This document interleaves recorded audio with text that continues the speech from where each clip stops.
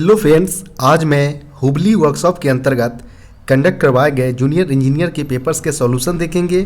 इसलिए वीडियो के लास्ट तक बने रहे एवं वीडियो पसंद आए तो वीडियो को लाइक एवं चैनल को सब्सक्राइब करना न भूलें। चलिए शुरू करते हैं।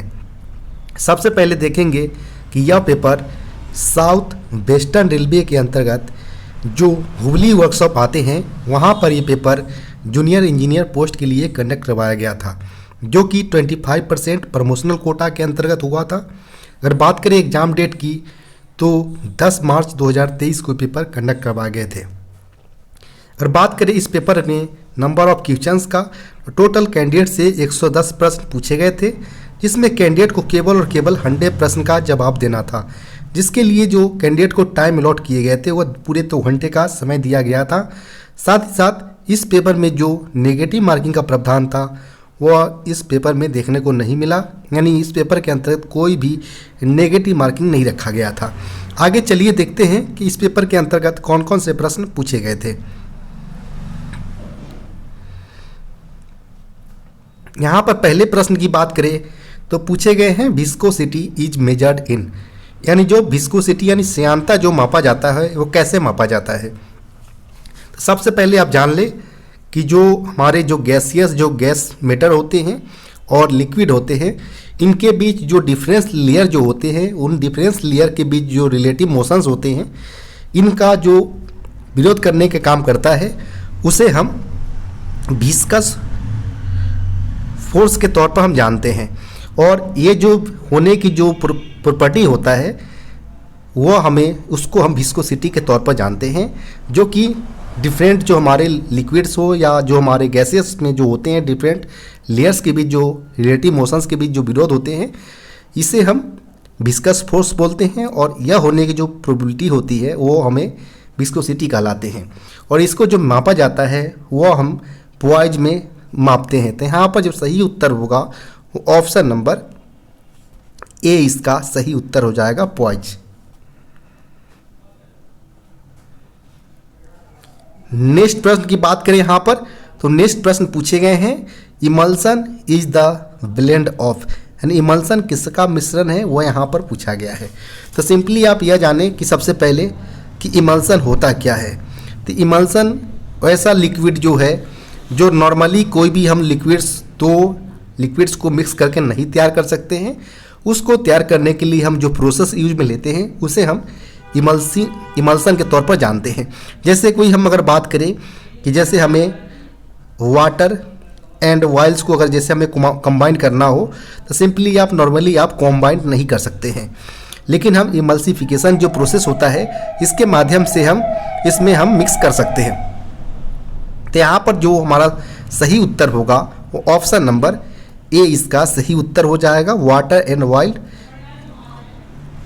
और जो हमारा इमल्सिफिकेशन जो लिक्विड तैयार होता है after mixture of water and oils, तो इस प्रकार के जो मिक्सचर होते हैं उसे हम ट्रू सॉल्यूशन जिसे आप बोलते हैं उस तौर पर हम इसको कंसीडर करते हैं।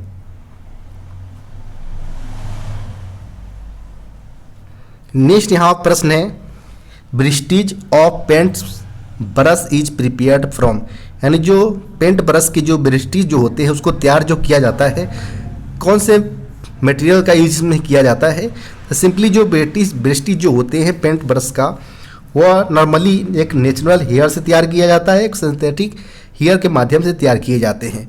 तो यहाँ पर हम बात करें अगर नेचुरल हेयर्स की, तो यहाँ पर एनिमल लाइक जैसे पिग्स या डॉग्स वगैरह हो उसके तौर पर हम उसको हेयर का यूज करते हैं ब्रिस्टीज के तौर पर। तो यहाँ पर हम बात करें तो ऑप्शन नंबर बी इसका सही उत्तर हो जाएगा।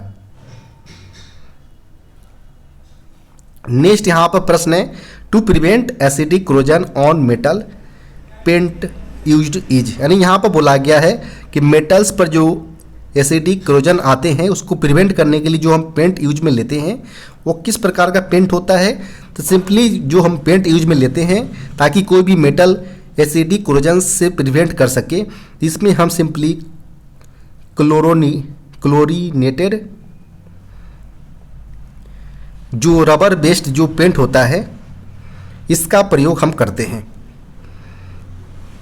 ताकि जो हमारा मेटल्स के ऊपर जो एसिडिक कोरोजन आता है उसको प्रिवेंट किया जा सके। तो यहाँ पर हमारा ऑप्शन नंबर ए इसका सही उत्तर हो जाएगा, क्लोरिनेटेड रबर बेस्ड पेंट।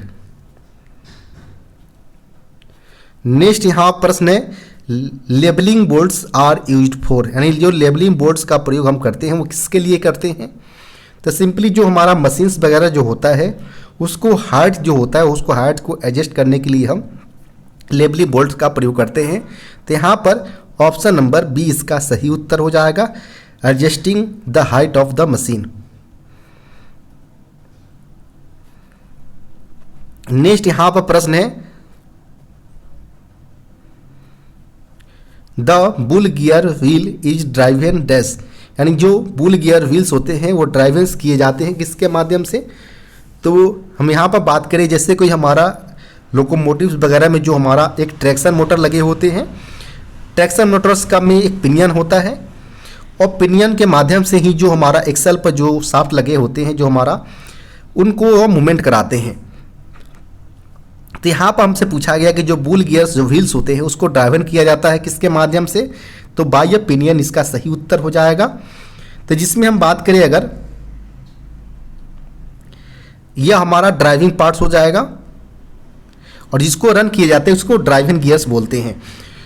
तो यहाँ पर हमारा बुल गियर जो है वो एज अ जो ड्राइविंग किए जाएंगे वो बाय पिनियन के माध्यम से किए जाएंगे। तो यहाँ पर ऑप्शन नंबर बी इसका सही उत्तर हो जाएगा। नेक्स्ट यहाँ प्रश्न है, spark plug is required in dash engine, किस प्रकार के इंजन में हमें स्पार्क प्लग की रिक्वायरमेंट होता है। तो सिंपली जो हमारे पेट्रोल टाइप्स के जो इंजन होते हैं जिसमें हमारा अगर बात करें जो उसका कंबसन चैम्बर्स होते हैं उनके बीच कंबसन्स को स्टार्ट करने के लिए पर्याप्त इंटेंसिटी की रिक्वायरमेंट होता है। तो यह जो हमारा स्पार्क प्लग है वह इस प्रकार के इंटेंसिटी को जनरेट करता है। तो यहाँ पर जो सही उत्तर होगा वो ऑप्शन नंबर ए पेट्रोल इंजन इसका सही उत्तर हो जाएगा। नेक्स्ट प्रश्न यहाँ पर है, cutting tool is stationary in a dash, यानी जो कटिंग टूल्स होते हैं वो किस प्रकार के मशीन में एज ए स्टेशनरी पोर्शन के तौर पर होते हैं। तो यहाँ पर सिंपली जो हमारा प्लानिंग मशीन होता है वहाँ पर हमारा cutting tool as a stationary motions में होते हैं।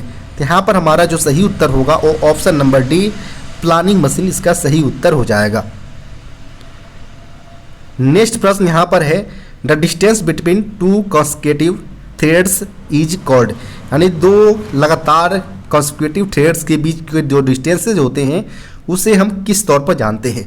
तो सिंपली जो हमारा कोई थ्रेड्स है जैसे इस प्रकार का हमारा थ्रेड्स है तो इसमें जो हमारा दो थ्रेड्स जो होते हैं कॉन्सेक्यूटिव्स इन दोनों के बीच जो होता है हमारा डिस्टेंस इससे हम पिच के तौर पर जानते हैं। तो यहाँ पर जो सही उत्तर होगा वो ऑप्शन नंबर बी इसका सही उत्तर हो जाएगा, पिच।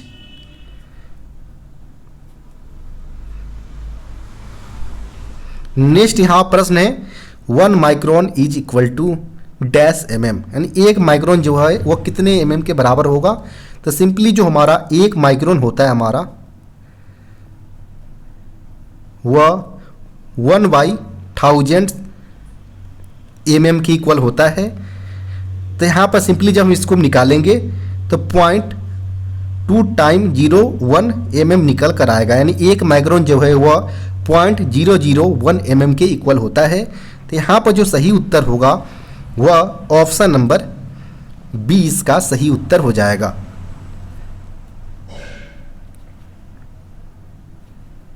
नेक्स्ट यहाँ प्रश्न की बात करें हम, पूछे गए हैं the helix angle of a twist drill used for general purpose is, यानी जो ट्विस्ट ड्रिल होता है जिसका जो हेलिक्स एंगल होता है उसको हम जनरल किस पर्पस के लिए हम यूज में लेते हैं, तो उसका जो एंगल होता है वो कितना होता है। तो सिंपली जो हमारा ट्विस्ट ड्रिल होता है जिसको हम जनरल पर्पस के लिए यूज में लेते हैं इसका जो हेलिक्स एंगल होगा वो कितना होगा वो यहाँ पर पूछा गया है।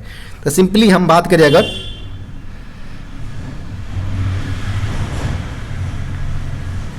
इस प्रकार का हमारा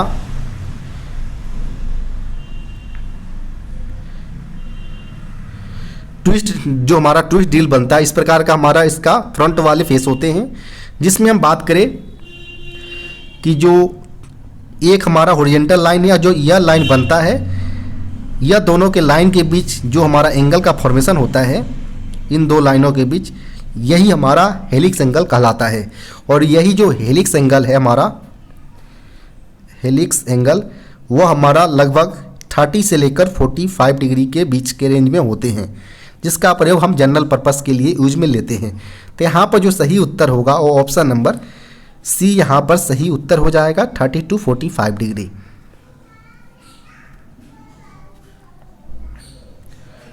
नेक्स्ट यहाँ प्रश्न है, the property metal by virtue of which it can be drawn into thin wires without fracture is called.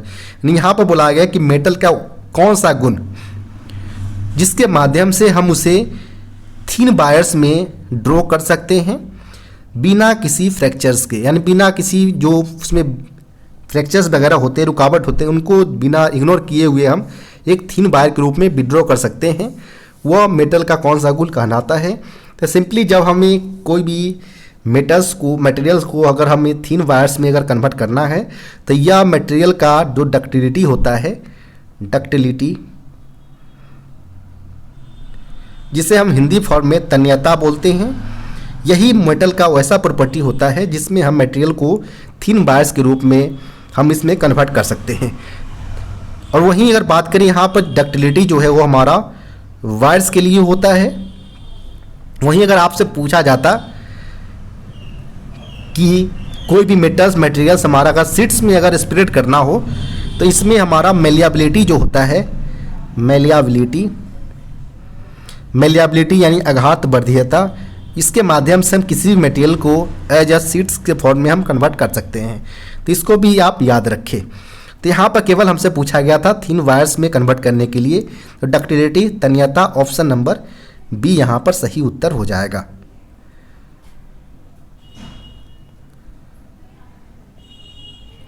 Next यहाँ प्रश्न है, least count of vernier caliper is dash mm, यानी वर्नियर कैलिपर का जो लिस्ट काउंट अल्पतांक होता है वह कितना होता है। तो सबसे पहले आप जान लें कि जब भी हम वर्नियर कैलिपर का लिस्ट काउंट निकालते हैं तो इसमें सिंपली हमारा जो स्मॉलेस्ट रीडिंग होता है मेन स्केल के ऊपर, smallest reading on main scale upon number of divisions on vernier scale, number of divisions यहाँ पर अपॉन में होना चाहिए नीचे में। तो सिंपली इसके माध्यम से हम वर्नियर कैलिपर का लिस्ट काउंट फाइंड करते हैं। तो यहाँ पर जो मिनिमम जो हमारा अल्पतांक होता है वर्नियर कैलिपर के केस में वह 0.02 mm होता है। तो यहाँ पर अगर बात करें ऑप्शन नंबर का, तो ऑप्शन नंबर ए इसका सही उत्तर हो जाएगा। इसके अलावा आपसे यह पूछा जा सकता है कि वर्नियर कैलिपर का जो यूज किस पर्पस के लिए किया जाता है। तो सिंपली किसी भी शाफ्ट के हम आउटसाइड डायमीटर्स को मेजर करना हो, या किसी भी पार्ट्स का जो थिकनेस वगैरह होते हैं वेरियस पार्ट्स का उसको मेजर करना हो, या होल्स या रिंग्स का डाया माप करना हो, या हॉलो वाले जो जॉब्स जो होते हैं हमारा उसके इंटरनल डाया को मेजर करना हो, इस सारे प्रोसेस में हम वर्नियर कैलिपर को एज अ मेजरमेंट डिवाइस के तौर पर यूज में लेते हैं। नेक्स्ट यहाँ प्रश्न है, to transmits the power at an angle to the axis dash gears are used, यानी यहाँ पर बोला गया है कि जो वैसा पावर जो किसी एंगल पर एक्सिस से गियर तक यहाँ पर ट्रांसमिट करने का काम करता है वह कौन से गियर के तौर पर कहलाता है, वो यहाँ पर पूछा गया है। यानी हमारा अलग अलग गियर्स का प्रयोग अलग अलग पर्पस के लिए यहाँ पर किया जाता है, जिसमें यहाँ पर बोला गया है कि वेरियस एंगल जो हमारा किसी एट एन एंगल पर पावर को ट्रांसमिट करता है एक्सिस से शाफ्ट की तरफ, तो वहाँ पर हमारा कौन सा गियर्स यूज में लिया जाता है। तो सिंपली हम बात करें अगर कि वो उस प्रकार का गियर जो होगा वो हमारा बेबल गियर कहलाता है, जिसमें बेबल गियर्स हमारा नॉर्मली हमारा इस प्रकार रहता है और डायगोनली बेसिस पर हमारा नीचे वाले गियर से कनेक्टेड होता है और दोनों के बीच पावर को ट्रांसमिशन करने का काम करता है। तो यहाँ पर हमारा ऑप्शन नंबर ए इसका सही उत्तर हो जाएगा, बेवल गियर। इसके अलावा हम बात करें स्पर गियर का, तो स्पर गियर सिंपली जो होता है वह एक दूसरे से पैरेलली रूप से कनेक्टेड होता है, जिसमें वह पैरेलल रूप से पावर को ट्रांसमिट करने का काम करता है। लेकिन प्रश्न में हमसे पूछा गया था कि वह किसी भी प्रकार का किसी न किसी एंगल पर एक दूसरे को पावर ट्रांसमिट करते हैं, तो यह केवल और केवल बेवल गियर में पॉसिबल होता है कि वह डायगोनली बेसिस पर कनेक्टेड होते हैं और पावर को ट्रांसमिट करने का काम करते हैं। नेक्स्ट प्रश्न यहाँ पर है, the depression formed at the end of weld metal is called, यानी बेल्ड मेटल्स के अंत में इंड वाले छोर पर कोई भी डिप्रेशंस फॉर्म्ड होते हैं, गड्ढा फॉर्मेशन होता है, तो उस प्रकार की जो डिफेक्ट्स जो क्रिएट होते हैं बिल्डिंग के अंतर्गत, वो किस प्रकार का डिफेक्ट के तौर पर हम जानते हैं। तो जब भी हम अगर बात करें कि कोई भी मटेरियल पर हमें बिल्ड करना हो और लास्ट में हमें कोई एक गड्ढा टाइप का फॉर्मेशन हो जाता है बिल्डिंग के दौरान, तो इस प्रकार के डिफेक्ट्स को जो होता है उसे हम क्रिएटर के तौर पर जानते हैं। तो यहाँ पर जो सही उत्तर होगा वो ऑप्शन नंबर बी इसका सही उत्तर हो जाएगा। इसके अलावा अगर आपसे भी पूछा जा सकता है कि जो पोरोसिटी होता है और ब्लो होल पोरोसिटी या ब्लो होल की अगर बात करें हम, ये भी एक प्रकार का बिल्डिंग डिफेक्ट्स है और यह तब क्रिएटर होता है जब किसी भी मटेरियल का जब हम बिल्डिंग करते हैं तो वहाँ पर एक होल टाइप का यहाँ पर कुछ फॉर्मेशन बिल्डिंग जहाँ पर हम करते हैं, बिल्ड मेटल जो होता है हमारा उसमें कुछ छिद्र छिद्र यानी होल्स टाइप का फॉर्मेशन होता है, इसे ही हम ब्लो होल या पोरोसिटी के तौर पर जानते हैं। इसके अलावा आपसे ये भी पूछा जा सकता है कि स्पैटर जो होता है बिल्डिंग में जो डिफेक्ट्स होते हैं वो किस प्रकार का फॉर्मेशन होता है। तो सिंपली जब भी कोई मटेरियल हम यूज में लेते हैं बिल्ड करने के लिए, तो बिल्ड मेटल के दोनों तरफ हमारा कुछ बिल्डिंग का जो हमारा छोटे छोटे बूंद जो होते हैं वह चारों तरफ स्प्रेड्स हो जाते हैं, फैल जाते हैं, तो वही छोटे छोटे बूंद हमारा स्पैटर बिल्डिंग डिफेक्ट्स के तौर पर जाना जाता है। नेक्स्ट यहाँ प्रश्न है, Izod testing machine is use to test, यानी जो आइजोर टेस्टिंग मशीन जो है वो किसको टेस्ट करने के लिए यूज में लिया जाता है। तो सिंपली जो हमारा किसी भी मटेरियल का जो इम्पैक्ट स्ट्रेंथ हो या टफनेस हो, इसको मापने के लिए हम आइजोर टेस्टिंग मशीन का यूज में लिया जाता है। यानी कहा जाए तो इम्पैक्ट सिंपली मशीन के इम्पैक्ट को टेस्ट करने के लिए हम आइजोर टेस्टिंग मशीन का यूज में लेते हैं। तो यहाँ पर हमारा ऑप्शन नंबर सी इसका सही उत्तर हो जाएगा। नेक्स्ट यहाँ प्रश्न है, which of the following metal have list build ability, यानी यहाँ पर बोला गया कि जो चार ऑप्शन दिए गए हैं, माइल्ड स्टील हो या कास्ट आयरन हो, स्टेनलेस स्टील हो या कार्बन स्टील हो, ये चार ऑप्शन दिए गए ऑप्शन में से किस प्रकार के मेटल में जो वेल्डिंग की एबिलिटी होता है वो लिस्ट होता है, सबसे कम होता है। तो सिंपली हम बात करें अगर कि जो हमारा कास्ट आयरन का टाइप का जो हमारा मेटल होता है हमारा, इसको जो हम बात करें तो ये काफ़ी, या नेचर बाई अगर बात करें हम तो नेचर में ये काफ़ी हार्ड होता है और ब्रिटलनेस की गुण के साथ यह होता है, यानी भंगुरता भी इसमें काफ़ी ज़्यादा होता है, जिसके कारण इसके ऊपर बिल्ड करना काफ़ी डिफ़िकल्ट होता है।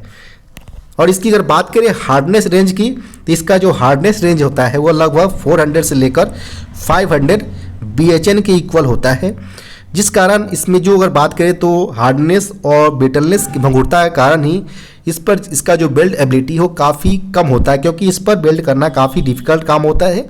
तो यहाँ पर जो सही उत्तर होगा वो option number C cast iron हो जाएगा।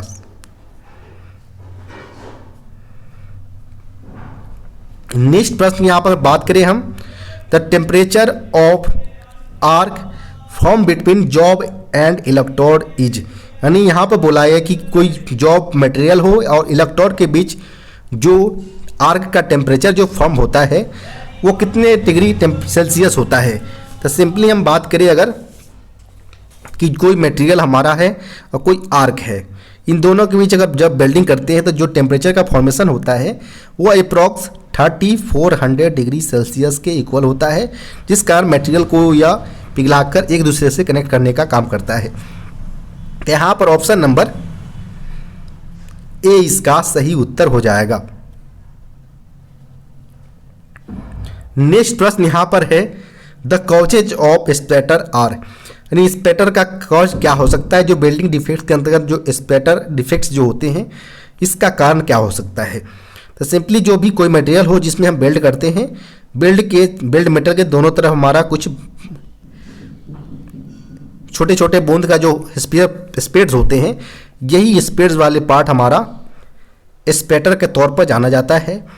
और यहाँ पर पूछा गया कि क्या कारण है कि जो हमारा स्पैटर डिफेक्ट्स बिल्डिंग के अंतर्गत क्रिएट होते हैं। तो इसका मेनली पहला कारण होता है कि हम जो पोलैरिटी लेते हुए, जैसे कि रिवर्स पोलैरिटी और डायरेक्ट पोलैरिटी होता है, तो इसको चूज करने में हमें गलत तरीका का प्रयोग करते हैं। जैसे इसमें हम इनकरेक्ट पोलैरिटी हमारा इसका मेन कॉज हो सकता है। इसके अलावा सेकेंड कॉज की अगर बात करें, स्पैटर के फॉर्मेशंस का कारण बन सकता है।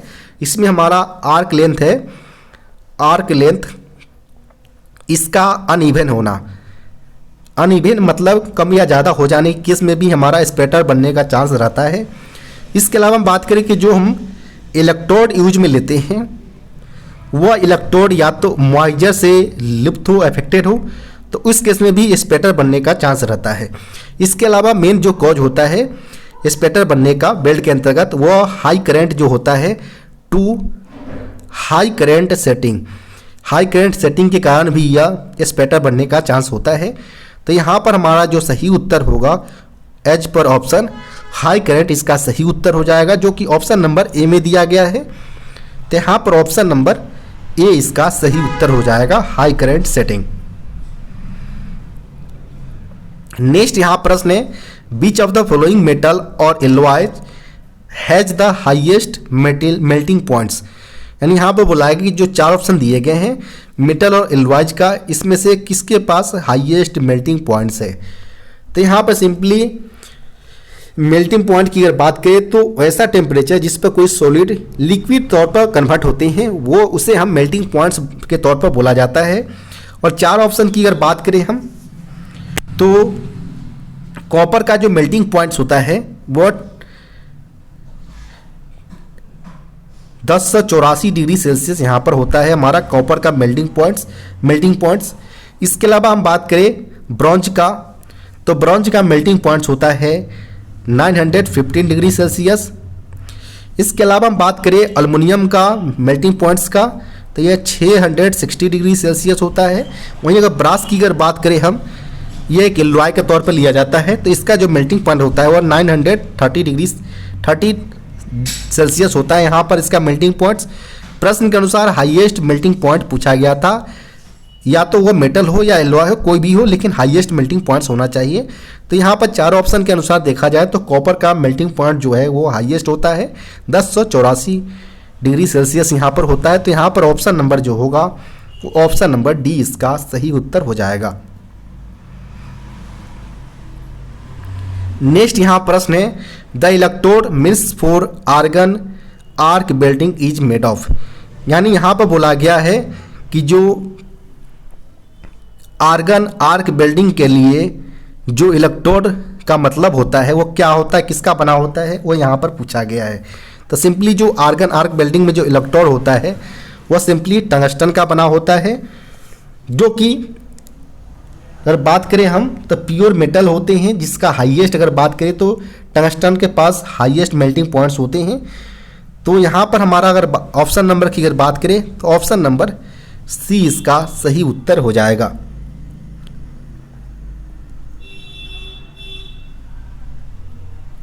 नेक्स्ट प्रश्न यहाँ पर है coining is an operation of, coining एक प्रकार का ऑपरेशन है। तो क्वाइनिंग सिंपली हमारा कोल्ड फोर्जिंग प्रोसेस होता है, जिसमें मेटल्स को हम डाया के अंतर्गत रखते हैं, फिर उसके ऊपर से हम प्रेशराइज करते हैं, जिससे जिस भी हमारा डाया के फॉर्म में हमारा कोई मेटल रखा हो उसमें वो कन्वर्ट हो जाता है। तो इस प्रकार का प्रोसेस में जो हमारा जैसे कोई क्वाइनिंग वगैरह जो हमारा होता है, इसको हमारा कोल्ड फोर्जिंग के अंतर्गत किया जाता है ऑपरेशन। तो यहाँ पर जो सही उत्तर होगा वो ऑप्शन नंबर डी यहाँ पर सही उत्तर हो जाएगा।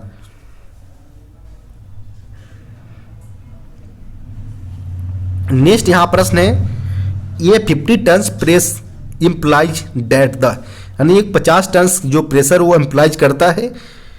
तो सिंपली हम बात करें जो 50 टन का जो कोई जैक हम यूज करते हैं, अगर जैक के ऊपर हमारा मूवमेंट करने वाला लगा होता है पोर्शन, साइड में यहाँ पर हम इसमें हैंड लगा होता है कोई जैक के अंतर्गत। तो ये अगर बात करें अगर 50 टन का अगर जैक्स हो, यहाँ पर हम प्रेशराइज करते हैं, तो जो एज अ पास्कल्स लॉ के अनुसार हम बात करें, पास्कल्स लॉ, तो कोई भी प्रेशर हम यहाँ से लगाते हैं तो इसका ऊपर की तरफ यहाँ पर मूवमेंट होता है। तो यही है जो हमारा 50 टन का जो प्रेस होगा हमारा कोई जैक्स वगैरह, तो वह जो प्रेशर अप एग्जर्ट करेगा बाहर की तरफ वो भी 50 टन की इक्वल ही करेगा। तो यहाँ पर हमारा जो सही उत्तर होगा वो ऑप्शन नंबर बी यहाँ पर सही उत्तर हो जाएगा। It can exert pressure up to 50 ton. Next यहाँ प्रश्न है मैग्ना फ्लक्स इंस्पेक्शन डैश। जो मैग्ना फ्लक्स इंस्पेक्शन जो होता है वो सिंपली हमारा एनडीटी टेस्ट होता है, यानी नॉन डिस्ट्रक्टिव टेस्ट होता है, जिसमें बात करें हम अगर तो इसमें जो मैग्नेटाइजेशंस ऑफ कोई फोर्ज पार्ट होता है हमारा, इनके मैग्नेटाइजेशंस के शामिल करके हम इसको टेस्ट करने का काम करते हैं। जिसमें अगर बात करें हम तो डीपीटी मेथड हो या जाइग्लो टेस्ट हो या यूएसटी टेस्ट, सारे के सारे हमारा नॉन डिस्ट्रक्टिव मेथड्स होते हैं। तो यहाँ पर हमारा जो सही उत्तर होगा वो ऑप्शन नंबर यहाँ पर ए इसका सही उत्तर हो जाएगा कि कोई भी फोर्ज पार्ट के जो मैग्नेटाइजेशंस को शामिल किया जाता है ताकि उसको टेस्ट किया जा सके।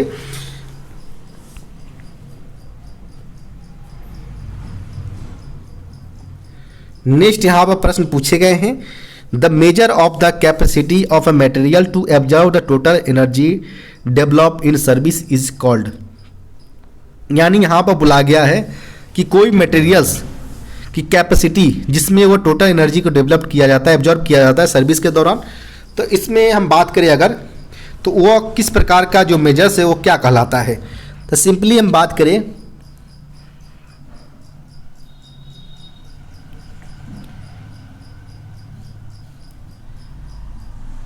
कि कोई भी मटेरियल जिसमें हम उसके कैपेसिटी के अनुसार अगर टोटल एनर्जी को एब्जॉर्ब करता है तो या तो वह फ्रैक्चर होकर वो टूट जाएगा या तो वो मुड़ जाएगा। दो कंडीशन यहाँ पर जनरेट होते हैं। तो सिंपली या तो वो टूट जाएगा या तो वो सिंपली बेंड हो जाएगा। तो यहाँ पर पहले वाले नेचर्स में हम इसे ब्रिटलनेस यानी भंगुरता बोला जाएगा यहाँ पर, और सेकेंड वाले नेचर की अगर बात करें मटेरियल का तो उसे हम टफनेस बोलेंगे। टफनेस यानी कठोरता, जिसमें कोई मटेरियल सिंपली अगर कोई भी एनर्जी हम अगर मटेरियल पर कोई प्रेशराइज करते हैं तो सिंपली वह उस एनर्जी को टोटल एनर्जी को वह एब्जर्व कर लेता है और बेंड होकर भी वह फ्रैक्चर नहीं होते हैं। तो यहाँ पर हमारा जो यह जो एबिलिटी होता है मटेरियल का वह हमारा टफनेस कहलाता है। तो यहाँ पर जो सही उत्तर होगा वो ऑप्शन नंबर सी इसका सही उत्तर हो जाएगा, टफनेस।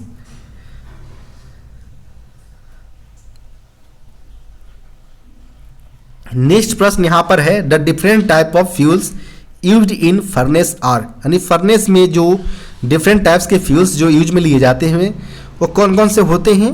तो सिंपली वो सॉलिड फ्यूल्स भी होते हैं, गैसियस फ्यूल्स भी होते हैं और लिक्विड फ्यूल्स पे होते हैं। तो जिसमें हम सॉलिड फ्यूल्स की अगर बात करें तो कोक या चारकोल या एंथ्रासाइड्स हो सकते हैं। लिक्विड में अगर बात करें तो पेट्रोलियम प्रोडक्ट्स हो सकते हैं। गैस में अगर बात करें तो नेचुरल गैस या जो हमारा मेथेन गैस वगैरह होते हैं, या इसका प्रयोग हम फर्नेस के अंतर्गत करते हैं। तीनों प्रकार के गैसियस, चाहे वो सॉलिड हो, गैसियस हो, लिक्विड हो, तीनों का प्रयोग हम करते हैं। तो यहाँ पर all of the above option number D इसका सही उत्तर होगा। नेक्स्ट प्रश्न यहाँ पर है to release the brake cylinder pressure dash valve must be opened condition in EP brakes. यानी यहाँ पर बोला गया है कि ब्रेक सिलेंडर के प्रेशर को रिलीज करने के लिए ईपी ब्रेक्स में यानी इलेक्ट्रोन्यूमेटिक जो ब्रेक सिस्टम जो हमारा मेमू वगैरह में यूज में लिया जाता है, तो वहाँ पर बोला गया है कि कौन से वाल्व को ओपन कंडीशन में रखना कंपलसरी है, मस्ट है। तो यहाँ पर जब भी हमारा अगर बात करें ईपी ब्रेक्स के अंतर्गत हमें ब्रेक सिलेंडर को रिलीज करने का काम करना हो तो इसमें जो वाल्व को ओपन कंडीशन में रखना होता है उसे हम HMV वाल्व बोलते हैं। जिससे अगर बात करें फुल फॉर्म में तो होल्डिंग मैग्नेटिक वाल्व होता है, जिससे हमें ओपन कंडीशन में खुला रखना पड़ता है ताकि हमारा जो ब्रेक सिलेंडर का प्रेशर है वो रिलीज हो सके। तो यहाँ पर जो सही उत्तर होगा वो HMB वाल्व इसका सही उत्तर हो जाएगा। नेक्स्ट प्रश्न यहाँ पर है, panto reservoir capacity is in memo.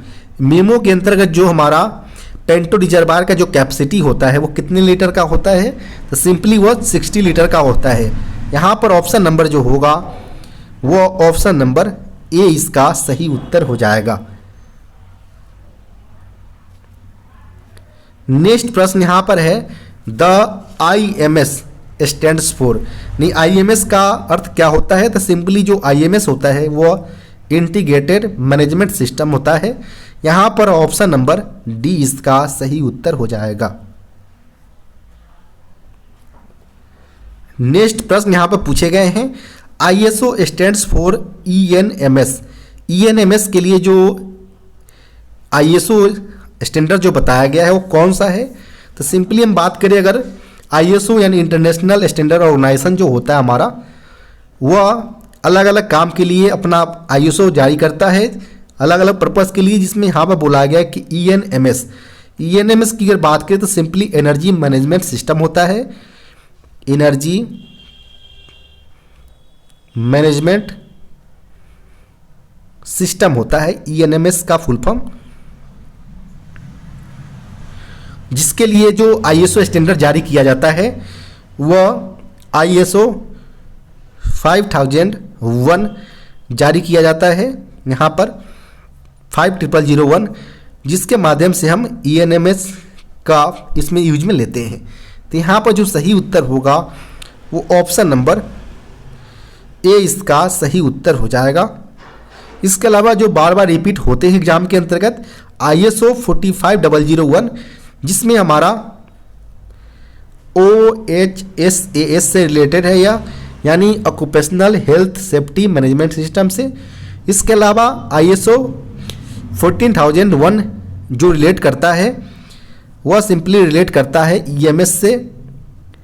EMS यानी अगर बात करें तो इन्वायरमेंटल मैनेजमेंट सिस्टम से रिलेट करता है। इसके अलावा बात करें ISO 9001 का, यह सिंपली जो रिलेट करता है वह QMS यानी क्वालिटी मैनेजमेंट सिस्टम से रिलेट करता है।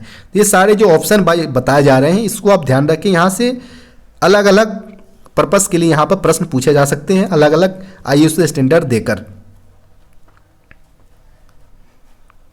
नेक्स्ट प्रश्न यहाँ पर पूछा गया है कि the ISO standard specifically established for building quality. Building quality के लिए जो ISO स्टैंडर्ड जो स्पेशली इस्टेब्लिश्ड किया गया था वो कौन सा है? बिल्डिंग क्वालिटी के लिए जो दिया गया था वह स्पेशली ISO 3834 दिया गया था। तो यहाँ पर जो सही उत्तर होगा वो ऑप्शन नंबर बी इसका सही उत्तर हो जाएगा। नेक्स्ट यहाँ प्रश्न है, BIS 916 is an hall marking done for. यानी यहाँ पर बोला गया कि जो BIS है यानी ब्यूरो ऑफ इंडियन स्टैंडर्ड्स के अनुसार जो हॉल मार्किंग दिया जाता है 916 का, तो 916 की अगर बात करें तो यह सिंपली गोल्ड के लिए दिया जाता है यह हॉल मार्किंग। तो यहाँ पर हम बात करें तो ऑप्शन नंबर यहाँ पर सी इसका सही उत्तर हो जाएगा, गोल्ड प्रोडक्ट, जिसमें हम यह बताया जाता है कि जो BIS जो 916 जो है इसके अंतर्गत सिंपली 22 कैरेट्स के जो गोल्ड्स होते हैं, जिसमें हम बात करें तो 91.6% प्योर गोल्ड होता है और 8.4% की अगर बात करें हम तो इसके अंतर्गत जो अदर एलॉय जो होते हैं जैसे कॉपर वगैरह जो होते हैं उनको इन्वॉल्व करके 22 कैरेट्स का जो गोल्ड प्रोडक्ट्स होता है वो मैन्युफैक्चर किए जाते हैं, जिसके लिए हॉल मार्क्स दिए जाता है, हॉल मार्किंग, जिसका नाम है BIS 916।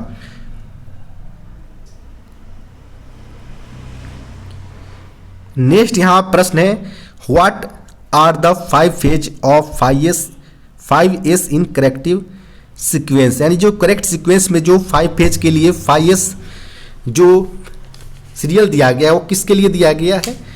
तो सिंपली हम बात करें कि जो 5S जो टर्म है वह सिंपली दिया गया था कि कोई भी जो ऑर्गेनाइजेशन वर्कपीस को सिस्टमेटिक वे में उसको ऑर्गेनाइज किया जा सके, कोई वर्कशॉप के अंतर्गत चाहे कोई वर्क्स पैलेस के अंतर्गत, तो उस प्रकार के प्रोसेस के लिए हमारा 5 फेज के अंतर्गत 5S टर्म दिया गया था, जिसमें पहले नंबर पर हमारा सीरी आता है, जिसका फुल फॉर्म हम अगर बात करें तो इसे हम शॉर्ट के तौर पर जानते हैं, यानी कोई भी वर्कपीस को हम सबसे पहले शॉर्ट करते हैं, कम से कम करते हैं। फिर उसके बाद आता है हमारा सिटन, यह एक जापानी वर्ड है जिसकी अगर बात करें इंग्लिश फॉर्म में तो साइन होता है, सब शॉर्ट करने के बाद उसे हम साइन करेंगे। फिर उसके बाद होता है हमारा सीसो की अगर बात करें तो इसे हमारा होता है सेट इन ऑर्डर, यानी ऑर्डर में सेट करना होता है। फिर हमारा होता है सिट केट्सु, इसका होता है स्टैंडर्डाइज, यानी कोई भी मटेरियल को जब आप ऑर्डर में सेट कर दें तो उसको स्टैंडर्डाइज करना पड़ता है। फिर उसके बाद होता है शित्सुके, इसका मतलब होता है सस्टेन करना, यानी जो आप कोई भी मटेरियल को ऑर्डर में सेट करके स्टैंडर्डाइज कर दिया है उसके बाद उस स्टैंडर्डाइज को बनाए रखना यानी सस्टेन करना, यही वर्क पीस के रेवोल्यूशंस होते हैं, प्रोसेस होते हैं कि सबसे पहले सॉर्ट करना है, साइन करना है, सेट इन ऑर्डर करना है, फिर उसके बाद स्टैंडर्डाइज करना है, लास्ट में उसे सस्टेन करके रखना है। तो इस प्रकार का प्रोसेस 5 फेज के अंतर्गत आता है, ताकि हमारा जो वर्कपीस है उसके ऑर्गेनाइजेशन के सिस्टमेटिक वे में रखा जा सके। तो इस प्रकार के ऑप्शन की अगर बात करें हम तो ऑप्शन नंबर की तरफ अगर चले हम तो यहाँ पर ऑप्शन नंबर में हमारा सबसे पहले सॉर्ट दिया गया है, फिर हमारा साइन दिया गया है, फिर सेट इन ऑर्डर दिया गया है, फिर सस्टेन दिया गया। यहाँ पर हमारा जो ऑप्शन होगा वो ऑप्शन नंबर डी यहाँ पर सही उत्तर हो जाएगा। नेक्स्ट यहाँ पर प्रश्न है, in twin pipe system of coaches the time taken for releasing of brakes is, यानी ट्विन पाइप सिस्टम के अंतर्गत प्रणाली कोचेज के अंतर्गत कि कोई भी गाड़ी कोचेज को रिलीज करने के लिए जो समय लगता है वो कितना समय लगता है। तो एप्लीकेशन टाइम जो लगता है वो 3 to 5 सेकेंड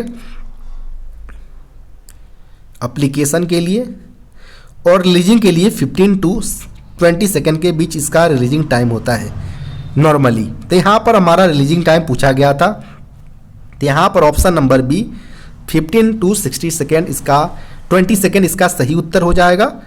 यहाँ पर ऑप्शन नंबर बी यहाँ पर सही उत्तर होंगे। नेक्स्ट प्रश्न यहाँ पर है, during full service application brake pipe pressure is dropped to, full service application के दौरान जो ब्रेक पाइप से जो हम प्रेशर ड्रॉप करते हैं वह अप्रॉक्स 1 से above 1 kg and up to 1.5 kg के बीच होता है, यानी 1 से ज़्यादा और 1.5 kg तक होता है। तो यहाँ पर हमारा ऑप्शन नंबर डी 1.5 kg इसका सही उत्तर हो जाएगा, जिसमें हम फुल सर्विस एप्लीकेशन के दौरान हम 1.5 kg तक का प्रेशर हम ड्रॉप ब्रेक पाइप से करते हैं। नेक्स्ट प्रश्न यहाँ पर है, what is the diameter of bogie mounted brake cylinder, bogie mounted brake cylinder जिसे हम BMBC के तौर पर जानते हैं, यह सिंपली हमारा ICF कोचेज में यूज में लिया जाता है।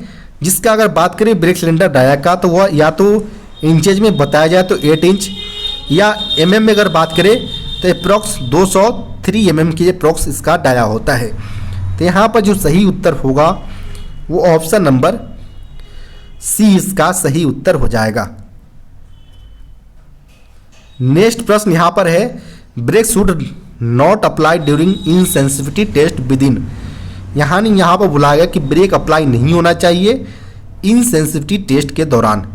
तो इनसेंसिटिविटी टेस्ट क्या होता है, तो जब भी कोई कोचेज या वैगन जाता है कोचेज वर्कशॉप या IOH या प्रोडक्शन यूनिट्स या ROs के दौरान, तो इसमें हमें सिंगल बाय सिंगल कोचेज या वैगन का टेस्टिंग करने की रिक्वायरमेंट होता है, जिसमें हम leakage test, sensitivity test, insensitivity test, application time वगैरह सारे हम लेते हैं। तो इस प्रोसेस के अंदर जो इनसेंसिटिविटी टेस्ट होता है हमारा, इसमें हम जो प्रेशर ड्रॉप करते हैं वह 0.3 kg पर सेंटीमीटर स्क्वायर का प्रेशर हम 60 सेकेंड तक ड्रॉप करते हैं, जिसमें हमारा DV सेंस नहीं करना चाहिए और ब्रेक अप्लाई नहीं होनी चाहिए। तो इस प्रकार के प्रोसेस जो टेस्टेड होते हैं उसे हम इनसेंसिटिविटी टेस्ट के तौर पर जानते हैं। तो यहाँ पर पूछा गया था कि ब्रेक कितने टाइम में अप्लाई नहीं होना चाहिए, तो 60 सेकेंड तक यहाँ पर ड्रॉप किया जाता है, जिसमें हमारा ऑप्शन नंबर बी सही उत्तर हो जाएगा।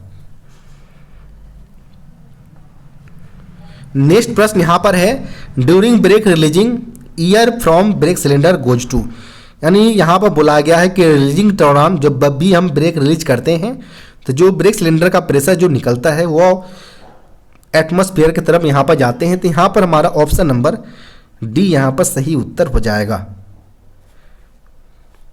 नेक्स्ट प्रश्न यहाँ पर है, single car test leakage test the air pressure drop और brake cylinder should not exceed, यानी यहाँ पर बोला गया है कि जब भी हम सिंगल कार्ड लीकेज टेस्ट करते हैं हम, तो इसमें जो एयर प्रेशर जो ड्रॉप करते हैं ब्रेक सिलेंडर का वह किससे ज़्यादा, यहाँ पर ध्यान रखें ब्रेक सिलेंडर का पूछा गया है या सिंगल कार्ड लीकेज टेस्ट के दौरान।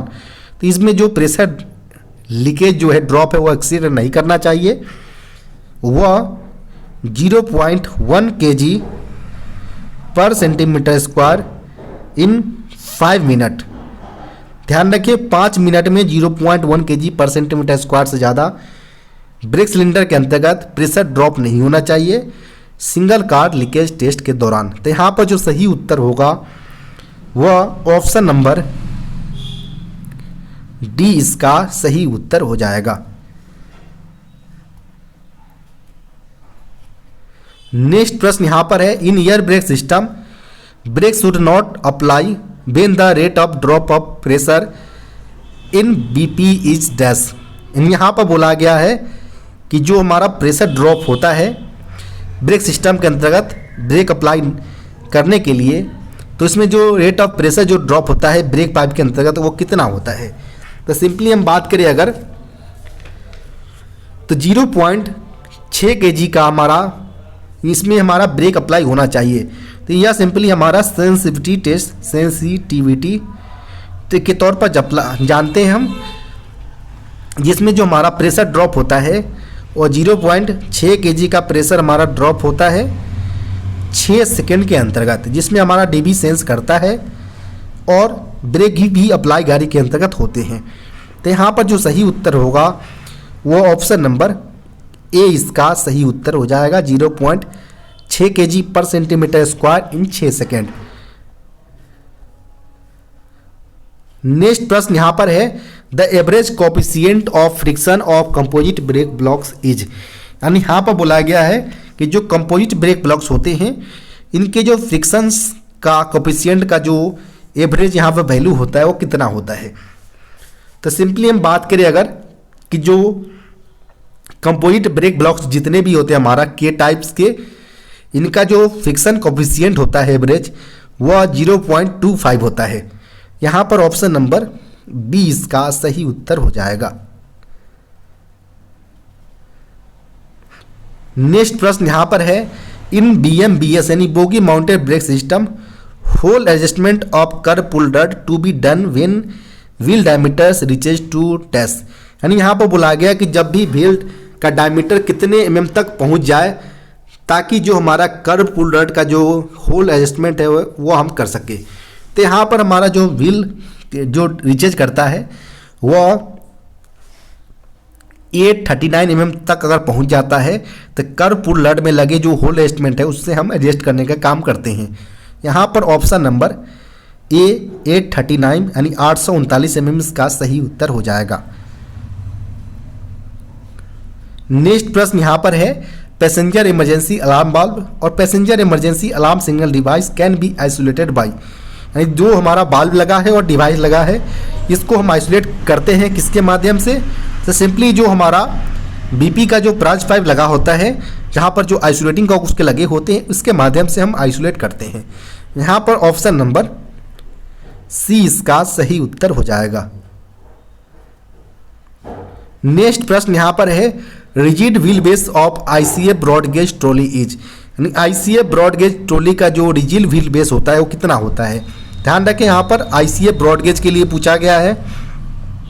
तो इस केस में जो व्हील बेस होता है वो 2896 mm होता है। इसके अलावा बात करें हम LHV के केस में, जिसमें फिएट बोगी यूज में लिया जाता है, इसमें जो व्हील बेस होता है वो 2560 mm होता है। कैसना बोगी जिसे हम फ्रेट स्टॉक में यूज में लेते हैं, इसका व्हील बेस 2000 ± 5 mm होता है।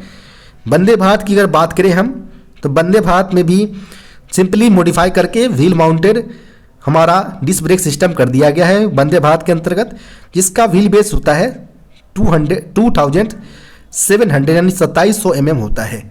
प्रश्न में ICF की रिगार्डिंग पूछा गया था, तो 2896 mm ऑप्शन नंबर ए इसका सही उत्तर हो जाएगा।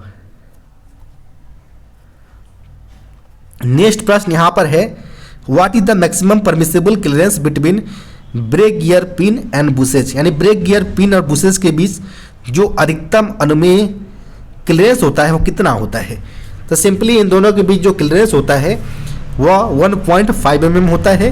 तो यहाँ पर ऑप्शन नंबर सी इसका सही उत्तर हो जाएगा। नेक्स्ट प्रश्न यहाँ पर है, the maximum standard buffer height above rail level to centre of buffer is, यानी यहाँ पर बोला गया कि जो बफर हाइट होता है रेल लेवल से ऊपर मैक्सिमम स्टैंडर्ड के केस में वो कितना होता है। तो मैक्सिमम 1105 mm से ज़्यादा नहीं हो सकता है। तो यहाँ पर ऑप्शन नंबर सी इसका सही उत्तर हो जाएगा। अगर आपसे मिनिमम पूछा जाता तो 1030 mm इसका मिनिमम बफर हाइट स्टैंडर्ड जो फ्रॉम रेल लेवल से होता है वो मिनिमम 1030 mm होता है। नेक्स्ट प्रश्न यहां पर है, how the weight of the body is transferred on trolley in ICF coach.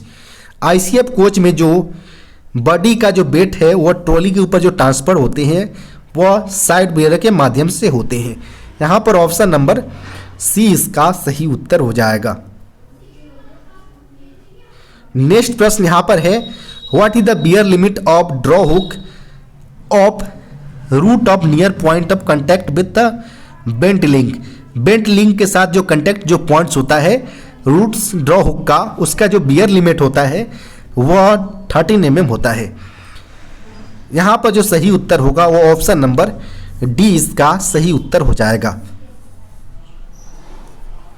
यानी यहां पर सिंपली बोला गया कि जो हमारा ड्रॉ हुक होता है इनका जो बेंट वाले जो पॉइंट है near the joint contact with the bent link, यहां पर इसका बियर लिमिट पूछा गया था जो कि 30 mm के अप्रॉक्स होते हैं।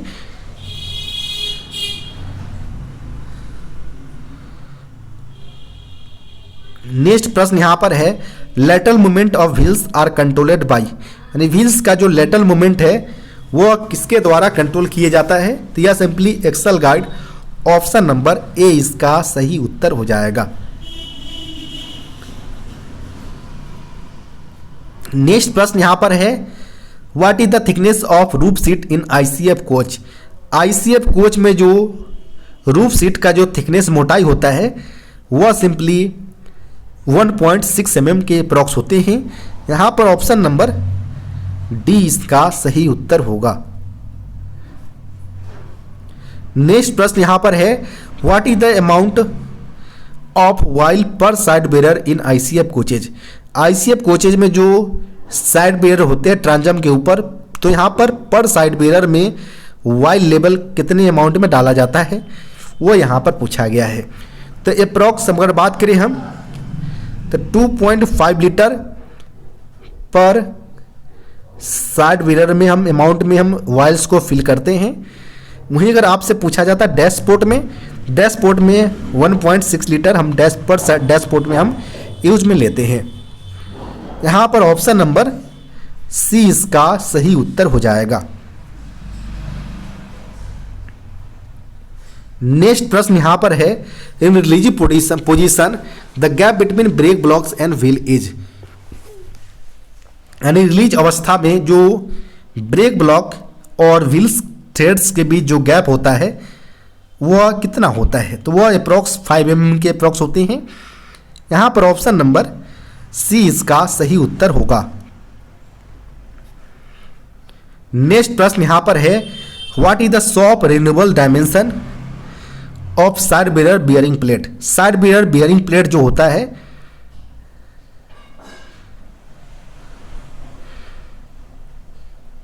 इस फॉर्म में हमारा बियरिंग प्लेट होता है साइड बियर का, जिसका अगर बात करें तो न्यू डायमेंशन 10 mm होता है। उसके बाद अगर बात करें तो 9 mm जो होता है वह शॉप साइज होता है, 10 mm न्यू साइज और 8.5 mm होता है इसका कंडम साइज होता है। प्रश्न में शॉप रिलेबल साइज पूछा गया था, तो 9 mm इसका सही उत्तर हो जाएगा, ऑप्शन नंबर बी।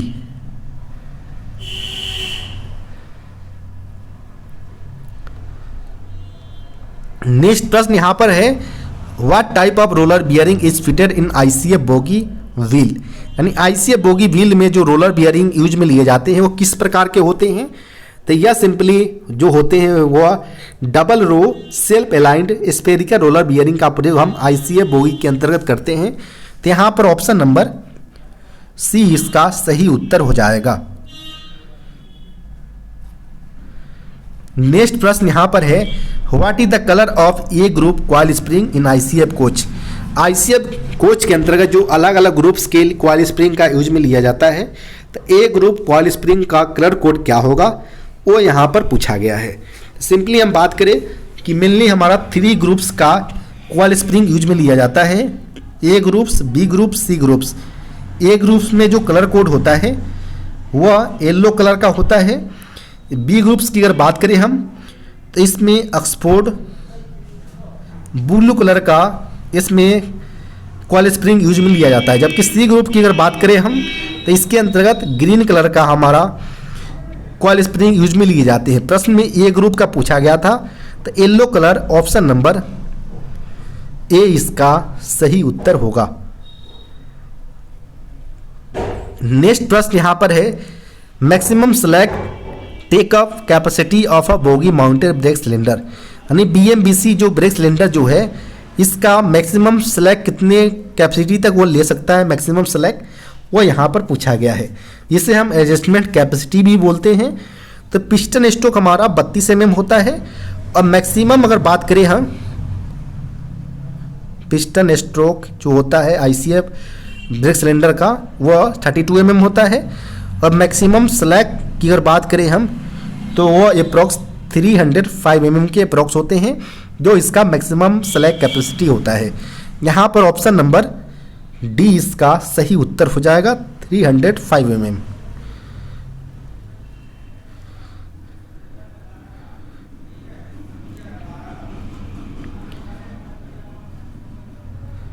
नेक्स्ट प्रश्न यहाँ पर है, how much quantity of inoculum bacteria is charge initially in the bio toilet tanks. Bio toilet tanks के अंतर्गत जो शुरुआती रूप में जो हम इनोकुलम बैक्टीरिया जो यूज में लेते हैं उसका क्वांटिटी कितना होता है। तो उसका जो क्वांटिटी होता है वह 120 लीटर्स का होता है। यहाँ पर ऑप्शन नंबर ए इसका सही उत्तर उसका हो जाएगा। इनोकुलम में जो बैक्टीरिया लिया जाता है वो एनरोबिक बैक्टीरिया का यूज में लिया जाता है, तो इसको आप ध्यान रखें। नेक्स्ट यहाँ प्रश्न है, bio toilets was introduced in Indian railway as per MOU between. यहाँ पर बोला गया कि भारतीय रेलवे के अंतर्गत जो बायो टॉयलेट्स का प्रयोग लिया गया था यह कौन से समझौता के बाद लिया गया था। यानी MOU की अगर बात करें हम तो यहाँ पर सिंपली मेमोरेंडम ऑफ अंडरस्टैंडिंग के बारे में बात किया जा रहा है। यह सिंपली इंडियन रेलवे और RDSO के बीच जो MOU के बीच समझौते के बाद इंडियन रेलवे में यह इंट्रोड्यूस किया गया था। तो यहाँ पर ऑप्शन नंबर जो होगा ऑप्शन नंबर का, तो यहाँ पर ऑप्शन नंबर बी इसका सही उत्तर हो जाएगा, इंडियन रेलवे और DRDO, जिसके MOU के बाद ही भारतीय रेलवे के अंतर्गत बायो टॉयलेट्स को इंट्रोड्यूस किए गए थे।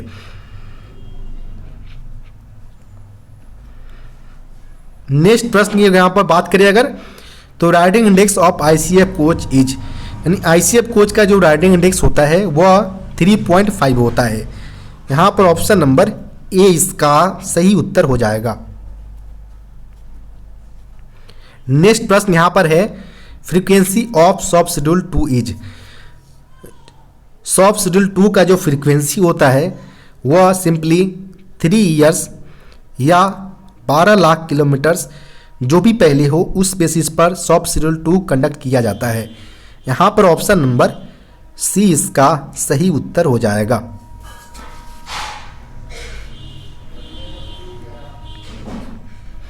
नेक्स्ट प्रश्न यहाँ पर है, what is the कंडमिंग limit of LHV wheel diameter. LHV wheel का जो डाया होता है, कंडमिंग लिमिट होता है, वह सिंपली 845 mm होता है। यहाँ पर ऑप्शन नंबर सी इसका सही उत्तर हो जाएगा। न्यू कंडीशन में जो LHV व्हील का जो डाया होता है वह 915 mm होता है। नेक्स्ट प्रश्न यहाँ पर है, what is the name of shock absorber connected between bogie and car body. यानी जो बॉडी और बोगी को कनेक्ट करने के लिए जो शॉक एब्जर्वर्स लगे होते हैं, इसे हम यो शॉक एब्जर्वर के तौर पर जानते हैं, यो डैम्पर के तौर पर। यहाँ पर ऑप्शन नंबर सी इसका सही उत्तर हो जाएगा। इसकी संख्या प्रत्येक बोगी में 2 की संख्या में होता है, जिसका काम होता है बॉडी के जो बोगी का रोलिंग मोशन होता है उसको प्रिवेंट करने का काम यह करता है। नेक्स्ट प्रश्न यहाँ पर है, riding index of LHV coach. LHV coach का राइडिंग इंडेक्स 2.5 होता है। यहाँ पर ऑप्शन नंबर सी इसका सही उत्तर होगा। नेक्स्ट प्रश्न यहाँ पर है, brake caliper unit mounted on. यानी जो ब्रेक कैलिपर यूनिट होता है वह माउंटेड होता है, कहाँ पर माउंटेड होता है? तो सिंपली जो हमारा इस प्रकार का हमारा बोगी फ्रेम का स्ट्रक्चर होता है फिएट बोगी का। फिएट बोगी में जो हमारा ब्रेक कैलिपर होता है वह सिंपली हमारा क्रॉस बीम के ऊपर जो हमारा स्ट्रक्चर लगे होते हैं, क्रॉस बीम पर ही या बोगी क्रॉस बीम के ऊपर ब्रेक कैलिपर यूनिट माउंटेड होते हैं। यहाँ पर ऑप्शन नंबर ए इसका सही उत्तर हो जाएगा। नेक्स्ट प्रश्न यहाँ पर है, brake accelerator is a dash of which. यानी जो ब्रेक एक्सीलेटर जो है वह सिंपली हमारा इमरजेंसी ब्रेक एप्लीकेशन डिवाइस है। यहाँ पर ऑप्शन नंबर बी इसका सही उत्तर हो जाएगा। नेक्स्ट प्रश्न यहाँ पर है, what is the limit of year gap between sensor and phonic wheel. Sensor और फोनिक व्हील के बीच जो ईयर गैप होता है उसका क्या लिमिट होता है? तो उसका सिंपल लिमिट जो होता है वह 0.9 से लेकर 1.4 mm के बीच का होता है। यहाँ पर ऑप्शन नंबर सी इसका सही उत्तर हो जाएगा। नेक्स्ट प्रश्न यहाँ पर है, PESD provided in LHV can be reset. यानी LHV में जो PSD होता है, passenger emergency alarm signal device, जो प्रोवाइडेड होते हैं उसको रीसेट किया जा सकता है। जहाँ से चैन पुल किए गए हैं वहीं से उसके रीसेट किया जा सकता है। यहाँ पर ऑप्शन नंबर सी इसका सही उत्तर हो जाएगा, from the point where chain pulled. Next प्रश्न यहाँ पर है, condemning limit of brake pad is. Brake pad का यहाँ पर कंडमिंग लिमिट पूछा गया है, 35 mm न्यू कंडीशन में होता है, और 7 mm की अगर बात करें तो 7 mm में हम कंडम कर देते हैं ब्रेक पैड को। यहाँ पर कंडमिंग लिमिट पूछा गया था, ऑप्शन नंबर बी 7 mm इसका सही उत्तर होगा। नेक्स्ट प्रश्न यहाँ पर है, fins provided in between the brake disc. Brake disc में जो इस तरह का जो फिन्स गैप प्रोवाइडेड होता है वो किस लिए प्रोवाइडेड होता है? तो यह सिंपली जो हम इसको जब भी ब्रेक लगे, यानी जब भी ब्रेक लगे गाड़ी में, उस दौरान प्रॉपर रूप से कूलिंग प्रोवाइड किया जा सके ब्रेक डिस्क को, इस पर्पस के लिए इसमें फिन्स प्रोवाइडेड होते हैं। तो यहाँ पर जो सही उत्तर होगा वो option number A, to provide effective cooling during braking.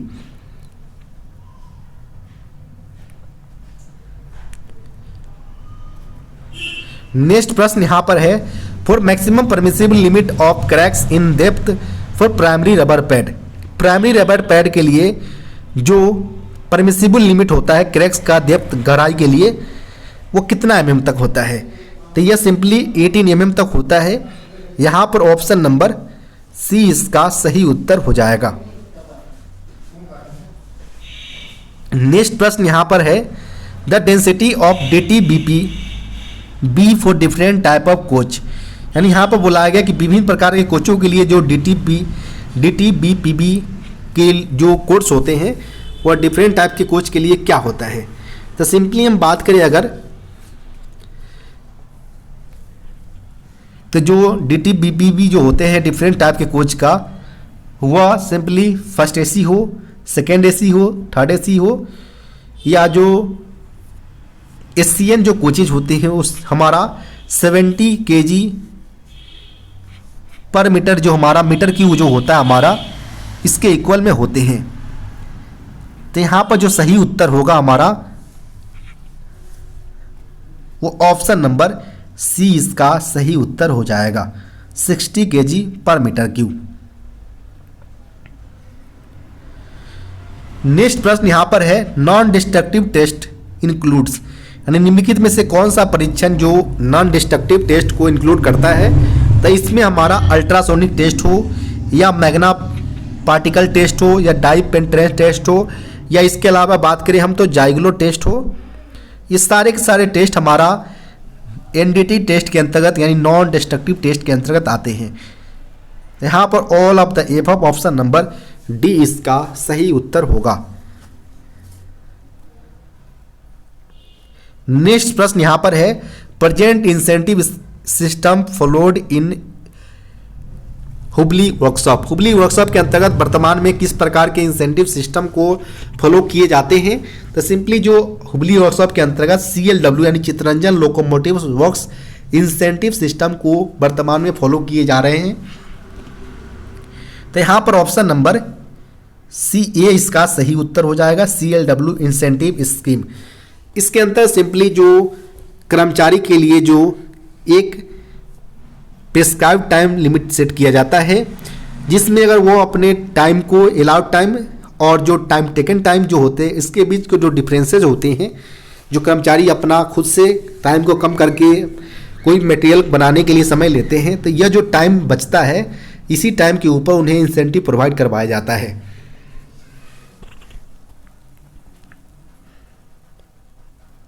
Next प्रश्न यहां पर है, %% fatigue allowance provided in allowed time. Allowed time में जो कितने % फैटिग अलाउंस प्रोवाइड किए जाते हैं वो यहां पर पूछे गए हैं। तो फैटिग अलाउंस सिंपली हमारा 12.5% यहाँ पर प्रोवाइड करवाया जाता है। तो यहाँ पर ऑप्शन नंबर B इसका सही उत्तर हो जाएगा, 12.5% फैटिग अलाउंस प्रोवाइडेड।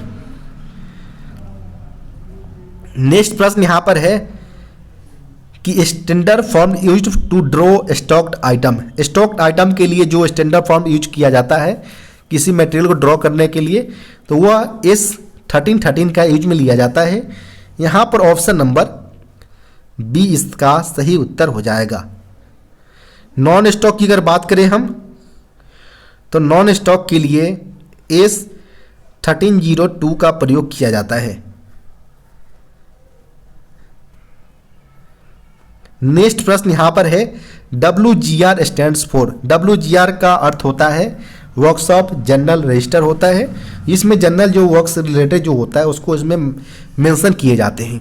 यहाँ पर ऑप्शन नंबर जो होगा वो ऑप्शन नंबर C इसका सही उत्तर हो जाएगा। नेक्स्ट प्रश्न यहाँ पर है, clear coat is applied over, यानी जो क्लियर कोट होता है वो अप्लाइड किया जाता है किसके ऊपर। तो यह सिंपली जो क्लियर कोट होता है वह अप्लाई किए जाते हैं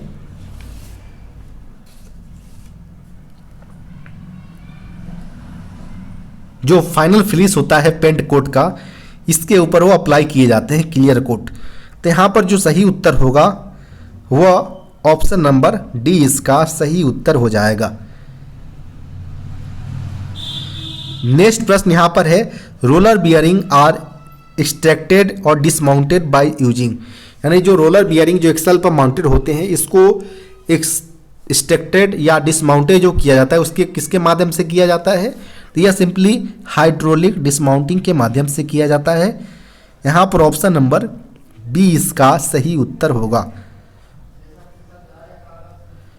नेक्स्ट यहाँ प्रश्न है, for roller bearing is mounted position after removing the old grease it should be thoroughly washed and cleaned with the kerosene and then dash cleaning should be done। यानी यहाँ पर बोला गया है कि जो भी हमारा रोलर बियरिंग होते हैं इसको जब भी हम रिमूव करते हैं बाहर, जब भी हम माउंटेड पोजीशन में जब होता है, जब हम ओल्ड ग्रीस को जब हम हटाते हैं और थॉरली रूप से हम केरोसिन के माध्यम से उसे साफ करते हैं। तो फिर उसके बाद किस मटेरियल से हमें उसमें क्लीन करने की रिक्वायरमेंट होता है, जब भी हम केरोसिन से साफ कर लेते हैं इसके बाद या तो पेट्रोल या वाइट जो स्पीड्स होते हैं उससे इसमें क्लीन करने की रिक्वायरमेंट होता है या किया जाना चाहिए। तो यहाँ पर जो सही उत्तर होगा वो ऑप्शन नंबर सी इसका सही उत्तर हो जाएगा। नेक्स्ट प्रश्न यहाँ पर है, what will happen if bearing clearance is not with in the prescribed limit. यानी यहाँ पर बोला है क्या घटित होगा अगर बियरिंग का जो अलग अलग क्लियरेंस जो होता है वह प्रिस्क्राइब लिमिट में ना हो, विद इन लिमिट में ना हो। तो इस केस में यह होगा कि जो रोलर है वह काफ़ी एक्सेसिव रूप में घिसाव होगा उसमें, साथ ही साथ जो उसके रेसेज जो होते हैं बियरिंग का इसमें भी काफ़ी एक्सेस रूप में घिसाव होंगे। और इसके अलावा यह रोलर बियरिंग के जो फेलियर का कारण भी बन सकता है अगर वह प्रिस्क्राइब्ड लिमिट के अंतर्गत बियरिंग का क्लियरेंस ना हो। यहाँ पर all of the above causes यहाँ पर हैपन हो घटित हो सकते हैं। तो यहाँ पर ऑप्शन नंबर डी इसका सही उत्तर होगा। नेक्स्ट यहाँ प्रश्न है, all ultrasonic tested wheels are stamped on the. यानी जितने भी चक्कों का हम अल्ट्रासोनिक यूएसटी टेस्ट करते हैं उसका जो स्टैंपिंग किया जाता है कि कौन से डेट में उस पार्टिकुलर व्हील्स का अल्ट्रासोनिक यूएसटी टेस्ट किया गया है, तो उसका जो स्टैंपिंग होता है वह हम इनर सरफेस जो होता है व्हील्स के हब पोजीशन जिस इनर सरफेस की तरफ वहाँ पर इसके हम स्टैंपिंग करते हैं। तो यहाँ पर जो सही उत्तर होगा वो ऑप्शन नंबर ए इसका सही उत्तर हो जाएगा, inner surface of the hub. Next प्रश्न यहाँ पर है, permissible wheel diameter difference on same axle. Same axle के ऊपर चाहे वह गुड्स हो या कोचेज हो, दोनों केसेस में सेम एक्सल पर हमारा व्हील डाया का डिफरेंसेज ओनली केवल 0.5 mm होता है। यहाँ पर ऑप्शन नंबर ए इसका सही उत्तर होगा। नेक्स्ट प्रश्न यहाँ पर है, मैच द फ्लोइंग। यानी जो चार ऑप्शन यहाँ पर दिए गए हैं उसको सही सही मैच यहाँ पर कराना है। तो सिंपली हम बात करें, अगर पहले नंबर पर हमारा दिया गया जो लाइन वो हमें लॉन्ग ब्रेक लाइन के तौर पर जानते हैं। तो लॉन्ग ब्रेक लाइन्स की अगर बात करें हम तो ये हमारा फर्स्ट का 2 के साथ मैच हो जाएगा। फिर जो सेकेंड वाला लाइन दिया गया है उसे हम line showed at surface at treatment जिसे हम बोलते हैं उस तौर पर हम इसको जानते हैं। तो यहाँ पर जो सही उत्तर होगा, सरफेस जो ट्रीटमेंट के लिए जो लाइन शो करते हैं हम इसके लिए इसका प्रयोग करते हैं। फिर इसके बाद अगर बात करें तो जो डायमेंशन या एक्सटेंशन के लिए जो लाइन्स हम यूज में लेते हैं वो थर्ड के साथ हमारा है। फिर लास्ट जो हमारा है लाइन्स जिसे हम कटिंग प्लेन्स के में यूज में करते हैं, तो यह हमारा ऑलरेडी 4 के साथ फोर्थ में मैच कर रहा है। तो इस प्रकार का जो मैचिंग है वो ऑप्शन नंबर बी में दिया गया है। तो ऑप्शन नंबर यहाँ पर बी इसका सही उत्तर हो जाएगा। नेक्स्ट प्रश्न यहाँ पर है, PL number of stock item how many numeric digits. यानी यहाँ बोला गया है कि जो पीएल नंबर जो प्राइस लिस्ट नंबर जो स्टॉक आइटम के लिए यूज में लिया जाता है यह एक न्यूमेरिक डिजिट्स होता है इसका, जो कि 8 अंकों का होता है, जिसमें पहला जो होता है वो मेजर ग्रुप्स का और थर्ड और फोर्थ डिजिट्स जो होते हैं उसके सब ग्रुप्स जो होते हैं डिपार्टमेंट्स के उसको यह आइडेंटिफाई करता है। तो यहाँ पर यह 8 डिजिट्स का नंबर होता है पीएल नंबर। यहाँ पर ऑप्शन नंबर बी इसका सही उत्तर हो जाएगा। नेक्स्ट प्रश्न यहाँ पर है, which rule of railway service conduct rule 1966 states that every railway servant shall at all times maintain absolute integrity, maintain devotion to duty and do nothing which is unbecoming of a railway servant. यानी इसका सीधा सीधा मतलब है कि जो railway servant conduct rule जो आचरण नियम लाया गया था 1966 के अंतर्गत, जिसमें कौन से नियम के अंतर्गत यह बताया गया है कि कोई भी रेल कर्मचारी अपने जो पूर्ण सत्यनिष्ठा यानी मेंटेन एब्सोल्यूट इंटीग्रिटी यानी पूर्ण सत्यनिष्ठा बनाए रखेगा, साथ ही साथ मेंटेन डिवोशन टू ड्यूटी यानी कर्तव्य के प्रति वह समर्पण रहेगा, साथ ही साथ do nothing which is unbecoming of a railway servant यानी कोई ऐसा व्यवहार नहीं करेगा जो कि रेलवे के तौर पर वह अनबिकमिंग यानी वह अनुचित ना हो, अनुचित हो, यह कोई ऐसा व्यवहार नहीं करेगा। ये सारे के सारे जो है वह रूल 3(1), 3(2) और 3 के थर्ड के अंतर्गत मेंशन किया गया है। तो यहाँ पर ऑप्शन नंबर ए इसका सही उत्तर हो जाएगा। नेक्स्ट प्रश्न यहाँ पर है, demonstration and strikes is defined in dash of railway servant conduct rule. यानी रेलवे सर्वेंट कंडक्ट रूल के अंतर्गत कौन से रूल के अंतर्गत डेमोस्ट्रेशन और स्ट्राइक्स यानी प्रदर्शन और हड़ताल को मेंशन किया गया है। तो सिंपली जो रूल 7 के अंतर्गत यह मेंशन किया गया है। यहाँ पर ऑप्शन नंबर ए इसका सही उत्तर हो जाएगा। इसके अलावा बात करें तो रूल 4 के अंतर्गत यह बताया गया है कि कोई भी ऑफिसर्स वह नियर रिलेटिव को या प्राइवेट कंपनी में हो या अंडरटेकिंग्स हो या गवर्नमेंट सर्विस में कोई भी अपना उसमें पावर का इस्तेमाल नहीं करेगा। यानी यहाँ पर बोला जाए तो रूल 4 के अंतर्गत employment of near relatives of railway employees in private companies और अंडरटेकिंग्स से रिलेटेड बताया गया है। रूल 5 के अंतर्गत अगर बात करें हम तो रूल 5 के अंतर्गत बताया गया है कि कोई भी पॉलिटिक्स या इलेक्शंस में वो पार्टिंग करने से पहले या टेकिंग पार्ट से पहले वह परमिशन लेना पड़ेगा। रूल 6 की अगर बात करें यहाँ पर तो ज्वाइनिंग ऑफ एसोसिएशन और यूनियंस बाय रेलवे सर्वेंट, इससे रिलेटेड रूल 6 के अंतर्गत बताया गया है। नेक्स्ट प्रश्न यहाँ पर है, which portal is used for railway employees for online application of passes. Online application of passes के लिए जो रेलवे सर्वेंट के लिए कर्मचारी के लिए जो पोर्टल प्रोवाइड करवाया गया है वह HRMS प्रोवाइड करवाया गया है, यानी ह्यूमन रिसोर्स मैनेजमेंट सिस्टम, जिसके माध्यम से कर्मचारी अपना पास हो या PTO हो वह इशू कर सकता है ऑनलाइन। साथ ही साथ करंट में भारतीय रेलवे द्वारा लीव मॉड्यूल भी, लीव मैनेजमेंट मॉड्यूल जो है वह भी लाया गया है जो कि HRMS के अंतर्गत है, जहां से कर्मचारी वह अलग अलग प्रकार की लीव अप्लाई कर सकता है। इसके अलावा जो कर्मचारी अपना ऑनलाइन सर्विस रिकॉर्ड देखना हो या किसी प्रकार का mutual transfer, on request transfer, जितने भी तरह के ट्रांसफ़र से वह HRMS के माध्यम से ही केवल और केवल किया जा सकता है। यह मैनेज जो किया जाता है वो क्रीज के माध्यम से यह डेवलप किया गया है, जिसे हम centre for railway information system के तौर पर जानते हैं। इसके अलावा बात करें रेस जो है वह रेलवे एम्प्लॉयज सेल्फ सर्विसेज है, जहां पर वो अपना पेमेंट के रिगार्डिंग वह इसमें देख सकता है। नेक्स्ट प्रश्न यहां पर है, dash number of dependents are allowed in privilege pass of railway employees. Railway कर्मचारी के प्रिविलेज पासेस में कितने नंबर्स में डिपेंडेंट्स यानी आश्रित को अलाउ किया गया है। तो इसकी संख्या जो मैक्सिमम लिमिट रखा गया है डिपेंडेंट्स का प्रिविलेज पासेस के अंतर्गत वह 2 की संख्या में रखा गया है मैक्सिमम के तौर पर। तो यहाँ पर ऑप्शन नंबर सी इसका सही उत्तर हो जाएगा। नेक्स्ट प्रश्न यहाँ पर है, half set privilege ticket order validity period is. यानी कर्मचारी को पास PTO जो इशू किया जाता है या तो फुल सेट में लेना हो या हाफ सेट में लेना हो, तो इस केस में जो उसका वैधता होता है, वैलिडिटी होता है, और आफ्टर जनरेशन 5 मंथ्स ही होता है।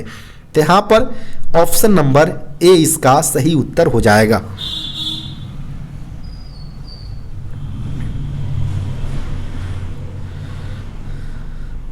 नेक्स्ट प्रश्न यहाँ पर है, no railway servant shall be granted leave of any kind of for a continuous period exceeding dash years.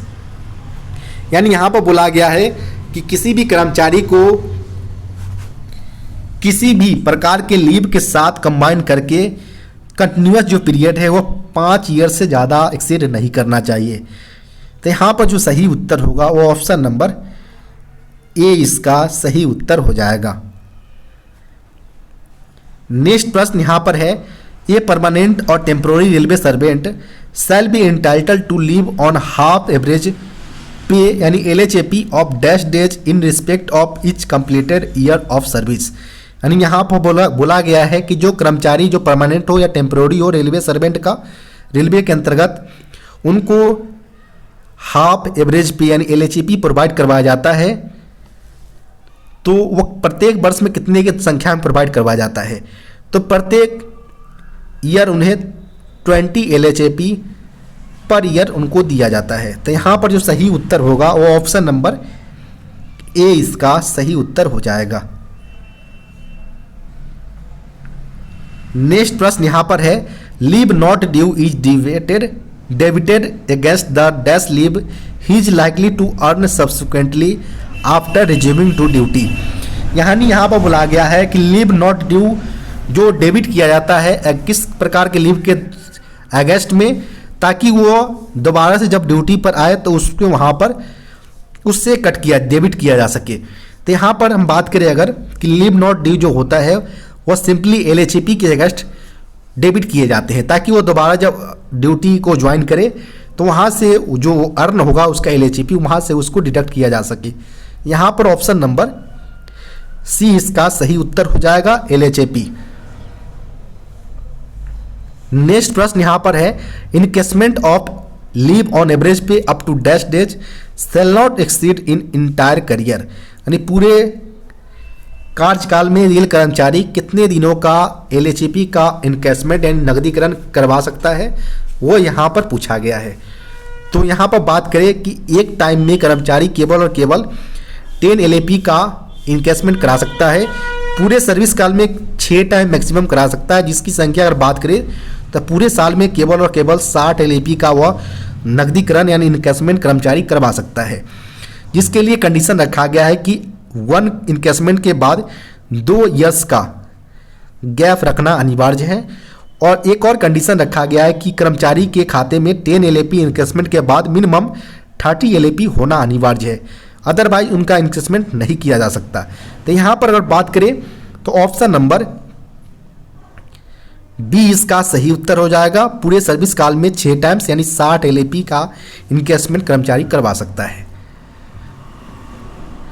Next प्रश्न यहाँ पर है, as per hours of employment rule employees are classify into dash numbers of category. यानी जो HOER लाया गया था कर्मचारी के वर्किंग पीरियड के आधार पर क्लासीफाई करने के लिए, तो इसमें जो कर्मचारी को क्लासीफाई किया गया है वह 0-4 क्लासेस में किया गया है, जिसमें पहले क्लासेस में कर्मचारी जो नए तौर पर आता है तो उसे कंटिन्यूअस क्लासेस में रखा जाता है। फिर उसके बाद इंटेंसिव में, फिर उसके बाद अगर बात करें तो इंटेंसिव के बाद उसे इसेंशियली इंटरमीडिएट कैटेगरी में रखा जाता है, और अगर तीनों कैटेगरी में इंक्लूड नहीं होता है तो उसे लास्ट एक्सक्लूडेड कैटेगरी जो होता है उनमें उसे शामिल किया जाता है। यानी टोटल 4 प्रकार के कैटेगरी वर्किंग पीरियड के आधार पर कर्मचारी को क्लासीफाई किया गया है। यहाँ पर ऑप्शन नंबर ए इसका सही उत्तर हो जाएगा, 4 क्लासेस। नेक्स्ट प्रश्न यहाँ पर है, dash form is used for placing a railway servant under suspension. यानी किसी भी प्रकार के रेल कर्मचारी को अगर सस्पेंशन के अंतर्गत रखना हो तो इसके लिए कौन से स्टैंडर्ड फॉर्म का यूज में लिया जाता है। तो इसके लिए कर्मचारी को स्टैंडर्ड फॉर्म 1 का यूज में लिया जाता है, जिसमें कर्मचारी को उसके अंतर्गत सस्पेंड किया जा सकता है। तो यहाँ पर ऑप्शन नंबर सी इसका सही उत्तर हो जाएगा। इसके अलावा स्टैंडर्ड फॉर्म 5 जो है इसमें मेजर पेनाल्टी यानी बड़ी शास्ति से रिलेटेड है कि कोई भी कर्मचारी अगर बड़ी कोई कांड करता है, गलती करता है, तो उसके लिए उसे मेजर पेनाल्टी यानी बड़ी शास्ति दिया जाता है। इसके अलावा बात करें तो SF 6 जो है वह simply refusing to inspect document, यानी किसी भी प्रकार के डॉक्यूमेंट से इंस्पेक्ट करने से मनाही करने पर प्रशासन द्वारा उसे SF 6 जारी किया जा सकता है। 9 को वर्तमान में एलिमिनेट कर दिया गया है, खत्म कर दिया गया है। नेक्स्ट प्रश्न यहाँ पर है, स्टाफ बेनिफिट फंड यानी SBF works for the benefit of dash railway employees. यानी जो स्टाफ बेनिफिट फंड जो लाया गया था SBF वो किस प्रकार के एम्प्लॉयज के लिए बेनिफिट देता है। तो यह सिंपली जो बेनिफिट प्रोवाइड करवाया जाता है वो नॉन गेजेटेड यानी ग्रुप C और D एम्प्लॉयज के लिए स्टाफ बेनिफिट फंड लाया गया है। यहाँ पर option number B non gazetted इसका सही उत्तर हो जाएगा। नेक्स्ट प्रश्न यहाँ पर है, participation in illegal strike amount to. यानी यहाँ पर बोला गया है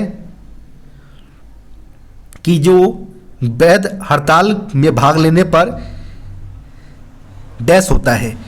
यहाँ पर सबसे सिंपल अगर बात करें हम, प्रश्न में यहाँ पर इलीगल दिया गया है तो यहाँ पर सिंपली अवैध होना चाहिए।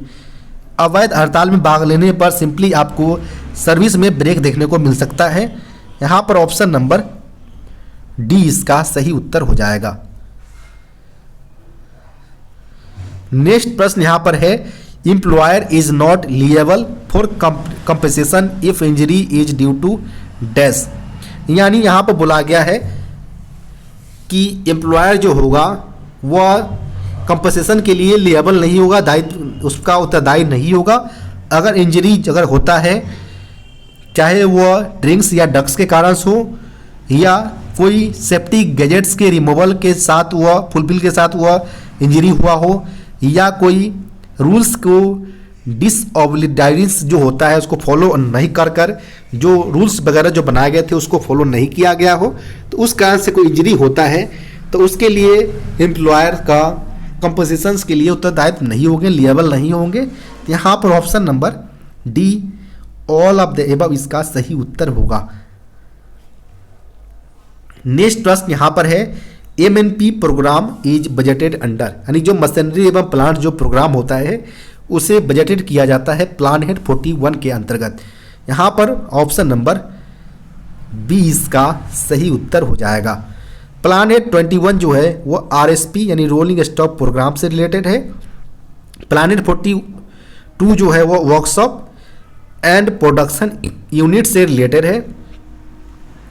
इसके अलावा बात करें प्लान हेड 43 का, तो प्लान हेड 53 का जो है वह simply passenger and other user amenity से रिलेटेड होता है। नेक्स्ट प्रश्न यहां पर है, the transportation code VPH stands for, यानी VPH जो ट्रांसपोर्टेशन कोड है वह रिलेशन रखता है हाई कैपेसिटी पार्सल वाहन से रिलेटेड रखता है। तो यहां पर ऑप्शन नंबर बी इसका सही उत्तर हो जाएगा। नेक्स्ट प्रश्न यहां पर है, constitutions provision regarding official language exist in dash of the constitution, यानी संविधान के कौन से पार्ट्स यानी भाग के अंतर्गत जो कॉन्स्टिट्यूशन जो हमारा ऑफिशियल लैंग्वेज के रिगार्डिंग बनाया गया है कौन से पार्ट्स के अंतर्गत बनाए गए हैं, तो ये सिंपली पार्ट 17 जो है 17 इसके अंतर्गत रखा गया है ऑफिशियल लैंग्वेज को। तो यहाँ पर ऑप्शन नंबर ए इसका सही उत्तर हो जाएगा। नेक्स्ट प्रश्न यहां पर है, article dash of the constitution content provision regarding the official language of union of India, यानी संविधान के कौन से अनुच्छेद के अंतर्गत ऑफिशियल लैंग्वेज भारत संघ का हिस्सा होगा वह इसके लिए बताया गया है। तो यह सिंपली आर्टिकल 343 और 344 के अंतर में बताए गए हैं कि भारत के संविधान के अंतर्गत ऑफिशियल लैंग्वेज भारत संघ का हिस्सा होगा।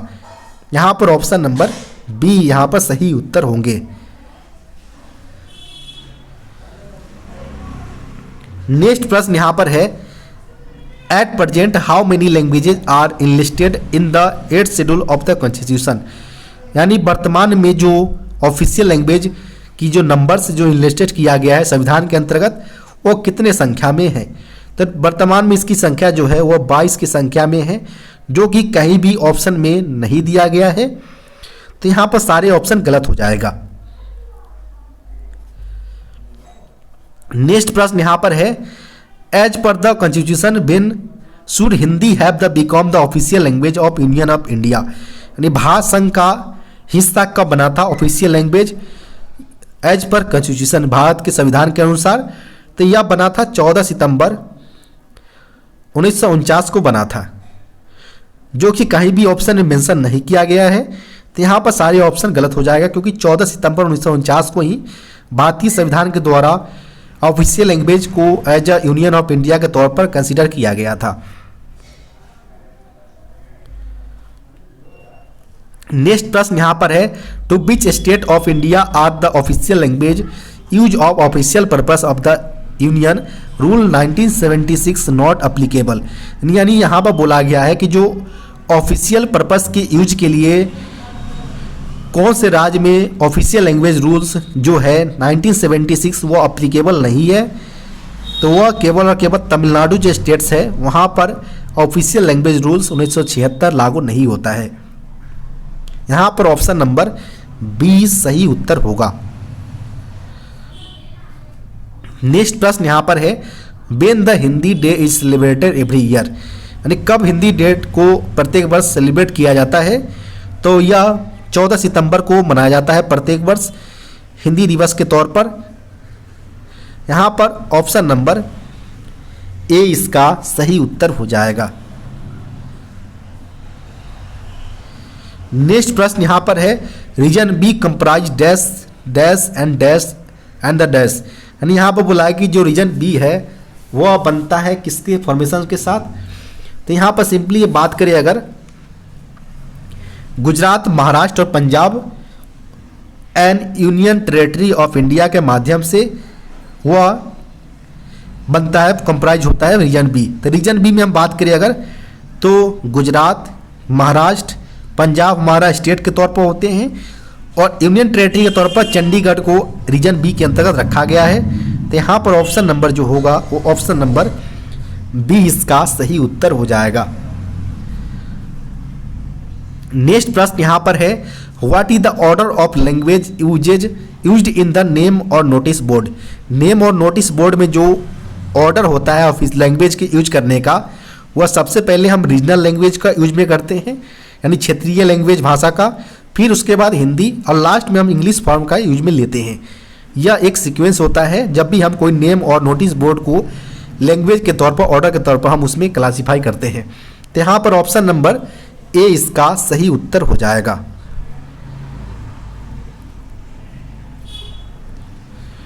नेक्स्ट प्रश्न यहाँ पर है what is the foreign language included in the 8th schedule, यानी 8वीं अनुसूची सूची में जो फॉरेन लैंग्वेज जो शामिल किया गया है विदेशी भाषा, वह नेपाली जो एकमात्र लैंग्वेज है जिसे एज अ फॉरेन लैंग्वेज के तौर पर 8वीं अनुसूची में शामिल किया गया है। यहाँ पर ऑप्शन नंबर ए इसका सही उत्तर हो जाएगा। नेक्स्ट प्रश्न यहाँ पर पूछा गया है lump sum award being given for passing Prabodh, Praveen and Pragya examination privately are respectively, यानी यहाँ पर बोला गया है कि जो लमसम अवार्ड जो प्रोवाइड करवाया जाता है पास करने पर प्रबोध, परवीन और प्राग एग्जामिनेशन प्राइवेटली, तो उस तौर पर उसे अलग अलग कुछ लमसम अवार्ड प्रोवाइड करवाया जाता है। जिसमें अगर बात करें हम तो प्रबोध में इसके 1600 रुपये प्रोवाइड करवाया जाता है। परवीन में अगर बात करें हम तो परवीन में 1500 रुपये और प्राग के केस में पास करने पर उसे 2400 रुपये प्रोवाइड करवाया जाता है। तो इस प्रकार का ऑप्शन नंबर सी में दिया गया है। तो यहाँ पर ऑप्शन नंबर सी इसका सही उत्तर हो जाएगा। आपको वीडियो कैसा लगा कमेंट बॉक्स में बताना न भूले। साथ ही साथ वीडियो को लाइक एवं चैनल को सब्सक्राइब करना न भूले। अगर आपके पास भी कोई ऐसा पेपर है जिसका आप सॉल्यूशन चाहते हो, डिस्क्रिप्शन बॉक्स में दिए गए व्हाट्सएप नंबर पर अपना पेपर भेज सकते हैं। धन्यवाद।